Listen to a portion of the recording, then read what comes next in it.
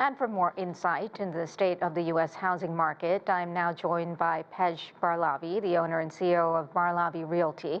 Thank you so much for coming on the show, sir. Thank you, Karina, for having me. Let's start with Fed Chair Powell's appearance on Capitol Hill today. What were your key takeaways from his comments? So he's being cautious, and it doesn't seem like he's going to listen to Trump and lower the interest rates anytime soon.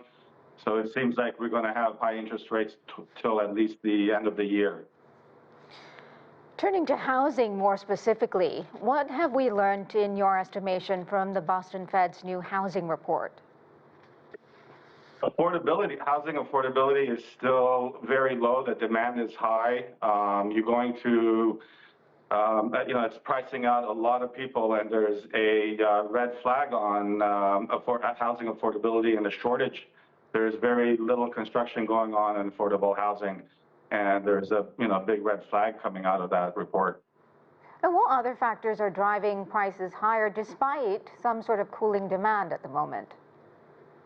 Well, I've spoken on your show once before on this. Institutional buying, hedge funds, and investor buying is taking a lot of homes off the market, and these are homes that will not come back into the market because they're bundled and sold to the next hedge fund, or they're sold to the next institution. That's a big thing. And then also construction. There's very little construction, especially for first-time home buyers, introduction to homes, small homes. There's very little manufacturing and construction going on for these homes, so it's driving up demand. And when it comes to construction, what role is inflation having on, rental costs and just construction as well? Well, inflation brings in higher labor. It brings in higher cost of construction, the goods, the manufacturing, windows, lumber, all of this goes up, so the cost of construction is higher. And then you have also the affordability and people, the inflation will bring upon the households saving money and not spending it, going out and spending it on the necessities as they used to. So you're going to see a bit of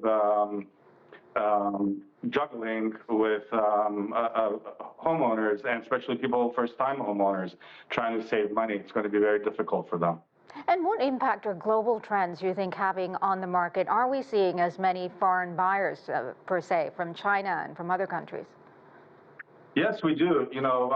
Certain countries have tightened down the amount of money that they could bring out of their country into foreign markets. Certain markets like Miami, where I am, New York, where my office is, these markets tend to still bring in money from overseas.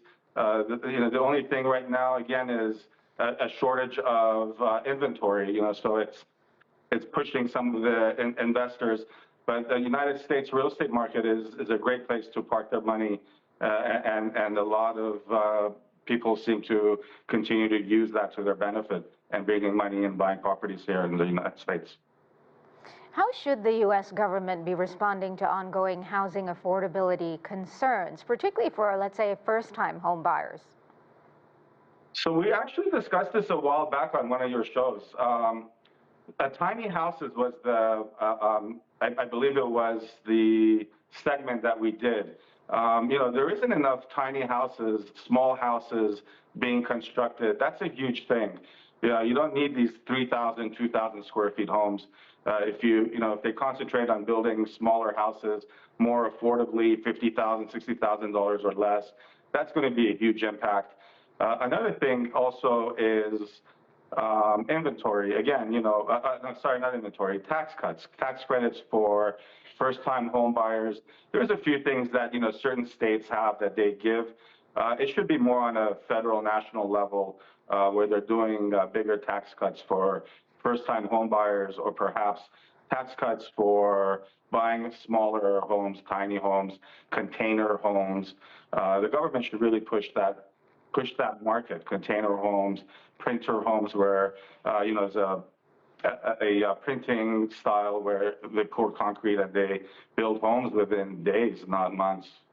Yeah, and spaces and affordability there, particularly in a place like where I live in New York City, there isn't time for tiny homes. You have to just find the space to try and build more new high rises. But I want to ask you really quickly, is home buying as appealing as it was for previous generations? It used to be part of the American dream, right? But for many people of the younger generation, they don't even want to be burdened with owning a house. They'd rather rent because they're not sure how long they'll live in a certain city or a certain area. Absolutely, that's a really good point. Flexibility to move where the job is, where they're going to get hired, is a huge factor in renting versus owning. But the mentality has definitely shifted, and it's shifted in the last 5, 8 years, where the younger generation, the college graduates, they're not really keen on necessarily purchasing homes right away, settling down, finding, getting married and buying their home. This was the American dream, as you said, and it's really diminished. The new mindset for the younger generation is not to buy their first home. It's not their priority.